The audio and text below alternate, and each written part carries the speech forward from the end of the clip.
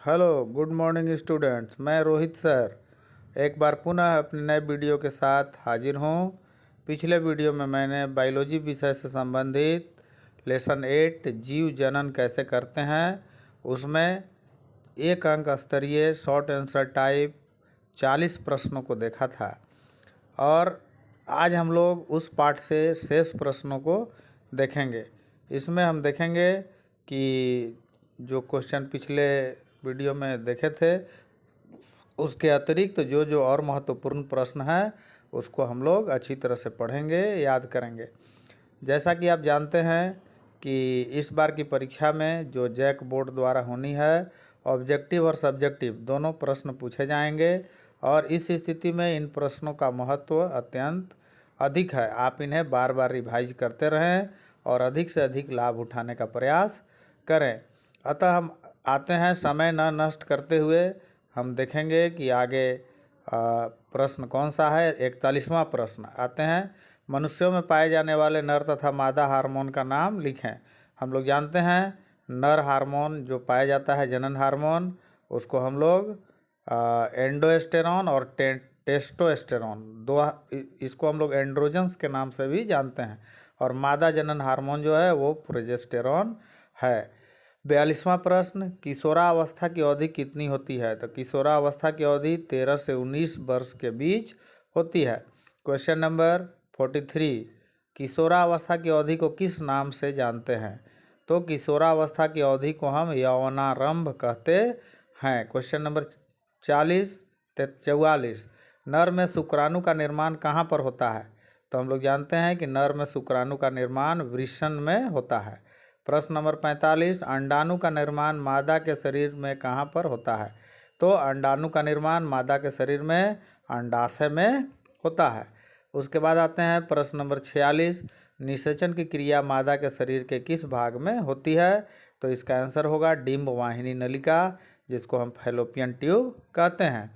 47, माँ के गर्भ में स्थित शिशु को भोजन कहाँ से तथा किसकी सहायता से प्राप्त होता है? हम जानते हैं कि माँ के गर्भ में जब शिशु स्थित रहता है तो वह एक पतली नलिका द्वारा माता के शरीर से जुड़ा हुआ होता है।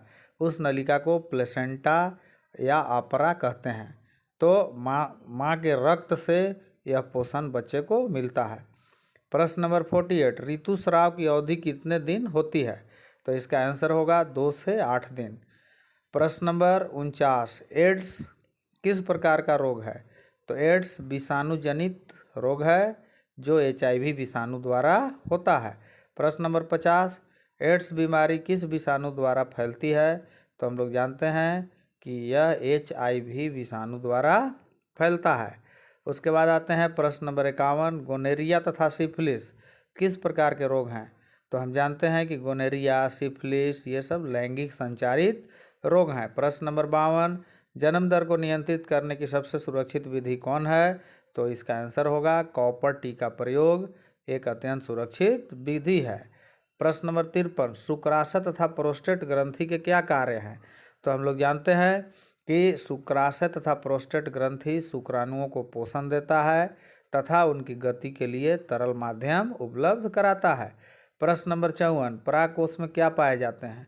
जानते हैं कि परागकोश में परागकण पाए जाते हैं। प्रश्न नंबर 55, शुक्रवाहिका किस जनन तंत्र का भाग है? तो शुक्रवाहिका जो है नर जनन तंत्र का भाग है। प्रश्न नंबर 56 आइए, ईस्ट में जनन की क्रिया किस विधि द्वारा होती है? तो इसका आंसर होगा मुकुलन विधि। प्रश्न नंबर 57, गर्भधारण को किस प्रकार रोका जा सकता है? तो गर्भधारण को रोकने के लिए हम विभिन्न उपाय को अपनाते हैं जिसमें शुक्राणु तथा अंडाणु के निषेचन को रोका जा सके। मतलब अगर हम उन्हें मिलने न दें तो निषेचन नहीं होगा और इसके लिए हम लोग मतलब जब निषेचन नहीं होगा तो गर्भधारण नहीं होगा। तो गर्भधारण के लिए बहुत तरह का उपाय किया जाता है, जैसे कि कॉपर टी का प्रयोग, नसबंदी, गर्भ निरोधक गोली का प्रयोग इत्यादि। प्रश्न नंबर 58, लैंगिक जनन में संतान उत्पन्न करने हेतु कितने जीव भाग लेते हैं? तो लैंगिक जनन में संतान उत्पन्न करने हेतु कम से 2 जीव भाग लेते हैं, नर और मादा। 59, उभयलिंगी पुष्पों में जब पराग के कण उड़कर उसी पुष्प के वर्तिकाग्र तक पहुंचते हैं तो इस क्रिया को क्या कहते हैं? हम जानते हैं कि इस क्रिया को स्वपरागन कहते हैं। और अगर किसी पुष्प से पराग कोश से पराग के कण उड़कर दूसरे पुष्प के वर्तिकाग्र तक पहुँचेंगे तो इस क्रिया को परपरागन कहते हैं। प्रश्न नंबर 60, परागन की क्रिया किसके द्वारा होती है? तो हम जानते हैं कि परागन की क्रिया मुख्य रूप से वायु और कीट द्वारा होती है। तो इस प्रकार जीव जनन कैसे करते हैं, इस चैप्टर से शेष प्रश्न समाप्त हुए। इन्हें आप अच्छी तरह से याद करें, मन लगाकर पढ़ें, और मैं कोशिश करूंगा कि अन्य वीडियो जो अन्य विषय से संबंधित है, विज्ञान विषय से, तो उनको शीघ्र से शीघ्र आप लोगों के पास उपलब्ध कराऊं, ताकि इसका अधिक से अधिक आप लोगों को लाभ मिल सके। कभी कभी वीडियो डालने में कुछ समय लग जाता है व्यस्तता के कारण, उसके लिए मैं आप सभी से क्षमा प्रार्थी हूँ, लेकिन मैं कोशिश करूँगा कि प्रत्येक सप्ताह कम से कम 1 या 2 वीडियो आप लोगों के लिए उपलब्ध कराऊं, जो आप लोगों के पढ़ाई और परीक्षा की तैयारी हेतु अत्यंत लाभप्रद हो। इसके साथ साथ मैं आपसे यह भी कहूँगा कि आप जो हैं इस वीडियो को देखकर सभी प्रश्नों को याद कर लें और अधिक से अधिक लाभ